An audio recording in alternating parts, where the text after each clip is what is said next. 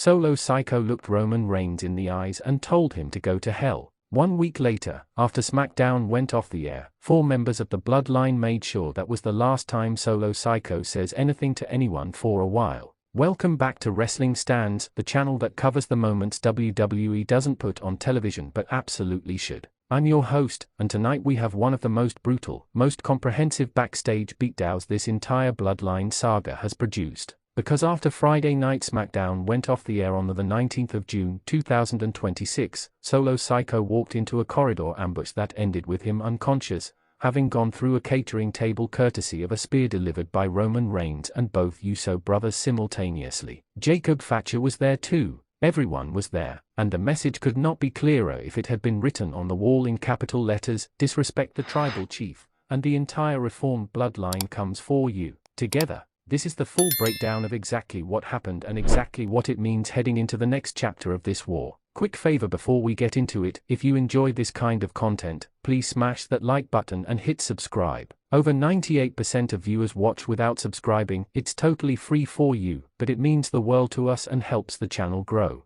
Already subscribed? You're absolutely brilliant, thank you. Alright, let's get into the video. Let's go back to the catalyst, because the specific nature of Solo's disrespect the previous week is what gives this beatdown its full justification within the story's own internal logic. Solo Sikoa looked Roman Reigns directly in the eyes and told him to go to hell. We have covered, extensively, the history of tension that produced this exact phrase before: Solo's rejection of Roman's invitation through Jacob Fatu, the burned bridge, the demand that Roman come personally. That history matters here because it tells you this was not a new insult. It was Solo reasserting, in person, face to face, with no messenger as a buffer, the exact contempt he has held for Roman throughout this entire saga. The difference this time is that there was no diplomatic follow-up, no locker room visit with a thank you and a demand, no careful, measured Roman Reigns response designed to manage the situation through psychological pressure rather than physical force. This time, Roman let it sit for a week, and then he answered it with the full collective force of his reunited family. Let's walk through the ambush itself, because the mechanics of how this attack unfolded tell us a great deal about how coordinated and how deliberate this response actually was. Immediately after SmackDown went off the air, not minutes later, not after some delay that might suggest spontaneous reaction, immediately, Jey Uso, Jimmy Uso, and Jacob Fatu were already positioned in the backstage corridor waiting for Solo. That immediacy is the first piece of evidence that this was planned rather than reactive. You do not have 3 members of a faction positioned and ready to ambush someone the instant a broadcast ends unless that positioning was arranged well before the show concluded. Jimmy struck first with a steel chair. The specific choice of Jimmy as the one to initiate the physical assault is worth noting. Jimmy, who has been the more measured, more politically aware of the Uso brothers throughout this entire saga, the one who chose to talk rather than fight when Roman redirected him toward LA Knight just 1 week earlier. Jimmy choosing to open this ambush with a steel chair shot tells you that whatever reservations or skepticism Jimmy was carrying about Roman's handling of the Fatu situation, none of it extended to protecting Solo Sikoa. When it came to defending the tribal chief's honor against a direct, personal insult, Jimmy's loyalty held completely. Jacob Fatu followed with a splash off the production crates, the kind of high-risk, high-impact maneuver that Fatu deploys specifically when he wants to leave no ambiguity about the outcome of a confrontation. This is consistent with everything we have established about how Fatu operates as Roman's most decisive instrument. He does not participate in confrontations halfway. When Fatu commits to ending something, he ends it completely, and then Roman Reigns himself arrived. This is the detail that elevates this beatdown from a faction-administered punishment into something considerably more personal. Roman did not send his family to handle Solo on his behalf while remaining at a strategic distance, the pattern we have documented repeatedly throughout this saga, where Roman deploys instruments rather than engaging directly. This time, the tribal chief came himself, confronted Solo directly, and then, rather than simply watching his family finish what they started, he joined them. The spear through the catering table, delivered by Roman and both Usos simultaneously, is the most complete and most symbolically loaded image this entire civil war has produced. Think about what that moment represents structurally. This is not Roman alone exacting personal vengeance. This is not the Usos acting independently to defend family honor. This is the entire reunited original bloodline, Roman, Jimmy, and Jey, combining their power in a single, unified, physically devastating action. 3 people who have spent weeks navigating tension, distrust, redirected grievances, and the empathy traps and audibles and yes men comments we have documented extensively across this channel's coverage, finding complete, seamless unity in the specific moment that mattered most, ending Solo Sikoa's defiance once and for all. That unity, demonstrated through violence rather than diplomacy, tells us something the diplomatic gestures of the preceding weeks never could. Whatever genuine tension exists within the Bloodline's current configuration, and we have documented extensively that the tension is real, it does not extend to a fundamental, shared commitment to protecting the family's authority against external challenge. The Usos may have legitimate grievances about their internal standing relative to Fatu. They clearly have none about whether Solo Sikoa deserved to go through a catering table. The catering table itself deserves a moment of acknowledgement, because the specific destruction involved, a man rendered unconscious, sent crashing through furniture in a space that exists for the mundane, practical business of feeding a production crew rather than for dramatic confrontation, carries its own particular brutality. Catering areas are typically the most unglamorous, most ordinary spaces in any backstage environment. The fact that one of the most devastating beatdowns in this entire saga happened there, rather than in a more theatrically appropriate setting,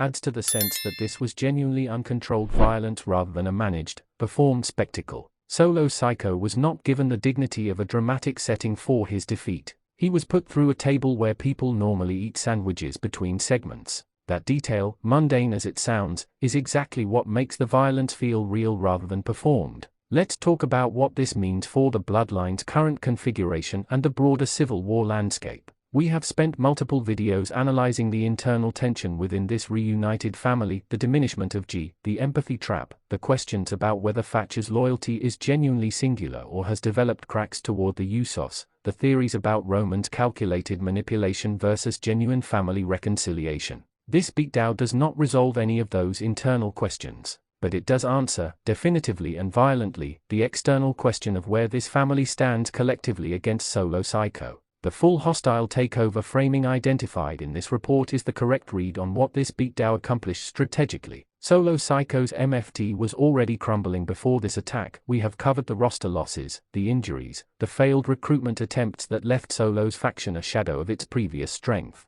This beatdown is not simply a response to a personal insult. It is the Bloodline using the insult as justification to deliver a definitive, physically comprehensive statement about the balance of power in this civil war. Solo Sikoa, unconscious in a backstage corridor, having been put through a table by the combined force of the reunited Bloodline, is about as clear a demonstration of who currently holds the advantage in this conflict as professional wrestling storytelling can produce without an actual championship match changing hands. What happens to Solo Sikoa from here is the question this beatdown leaves most urgently open. A man who has already lost his faction stability, lost members to injury and roster moves, lost his most significant recruitment targets, and has now been left unconscious by the combined force of the family he left. Solo's position heading into whatever comes next is more precarious than at any previous point in this entire saga. The theories we discussed about Solo potentially attempting a Trojan horse re-entry into the Bloodline, about Roman using Jacob Fatu as an intelligence-gathering instrument to understand Solo's actual intentions, all of those theories now have to be reconsidered against the reality of a Solo Sikoa who has just been physically dismantled in the most public, most comprehensive way this conflict has yet produced. Does Solo have the capacity to respond to this? Does this beatdown represent the conclusion of his challenge to Roman's authority, or does it simply raise the stakes for whatever comes next, transforming a political and psychological conflict into something with genuine, accumulated physical grievance behind it? A man who has been put through a catering table by his own former family does not typically walk away from that experience with diminished motivation for revenge. If anything, this beatdown may have just guaranteed that whatever Solo does next carries considerably more personal fury than anything that preceded it.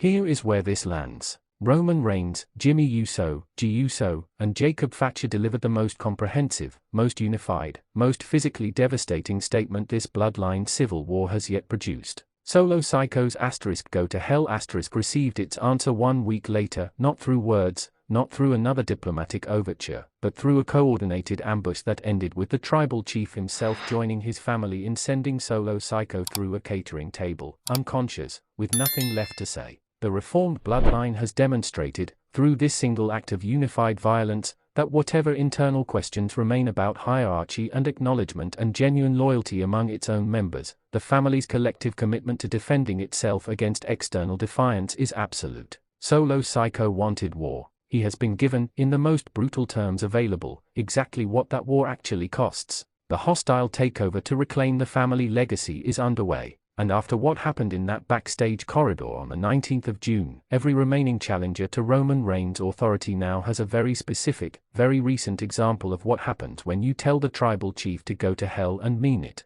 Thank you so much for watching. Wrestling Stands family means everything, as always. We'll see you in the next one.